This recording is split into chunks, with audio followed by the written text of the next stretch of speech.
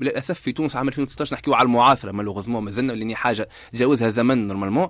حاب نقول لك اللي فما حلول للبلاد هذه، يكذب اللي يقول اللي البلاد هذه باش تدخل في حيط بعد غدوه، ويكذب اللي يقول هنا اليوم، ويكذب اللي يقول اللي البلاد هذه ما تخرجش من 4 ولا 20 واحد ينجموا حلولها مشاكلها. البلاد رهينه، تحب تسالني على راي البلاد رهينه علاش؟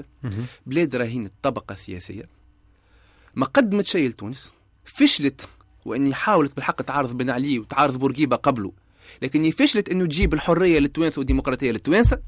جبنا لهم، جابوا لنا التوانسه بس كنا وليت من الطبقه السياسيه اليوم الحريه على طبق.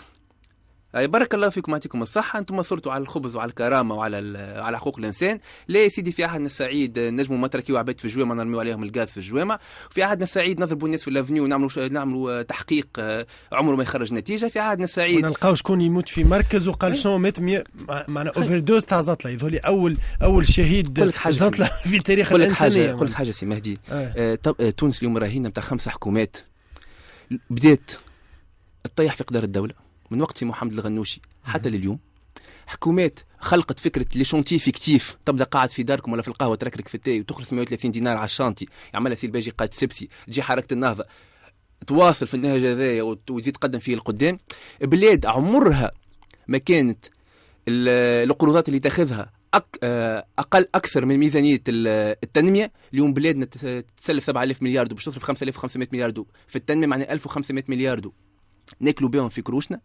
بلاد كما بلادنا اليوم ما تحققش حتى 30 و 40% ميزانيه التنميه نتاعها. هذه نتيجه سياسه ل5 حكومات متعاقبه، والحكومات هذوما اللي قاعد يلم فيهم الكل اللي ما همش مستعدين يكون عندهم الشجاعه يكسروا الموديل ايكونوميك والموديل سوسيالي اللي كان عايش وقت الدكتاتوريه الاولى والدكتاتوريه اللي قبلها. ما عندهمش حتى الشجاعه باش يكسروا الطبقه السياسيه بيدها لانهم هم يمثلوها. ارحلوا عن تونس. مات شكري، مات محمد البراهيمي، ما تقتلوش البلاد، خليوا البلاد لصغارها، خليوا البلاد اللي الناس تخم في حاضرها وتخم في مستقبلها.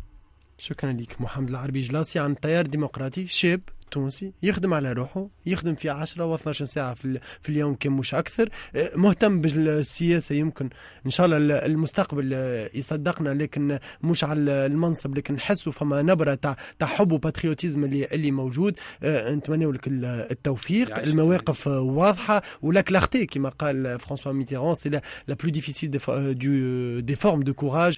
بالطبيعة هذه اون سيتاسيون معروفة تلقاوها ان بو بارتو. 8 وصلنا هكا ختام موعدنا اليوم. كان فاتتكم حاجه تلقاوها على www.radioexpressfm.com. ضيوفنا اليوم كان كريم بقلوتي بارك الله عن نداء تونس، وكان سي محمد العربي جلاسي كنتوا تسمعوا فيه للتو عن تيار الديمقراطي. كنا نحكيو على المسار الحكومي والمسار التاسيسي اللي هما كان يقعدوا ابوردي بالطريقه هذه، ما همش يوصلوا لبعيد حسب الطرح اللي كان واضح كل الوضوح بالنسبه لسي محمد العربي جلاسي.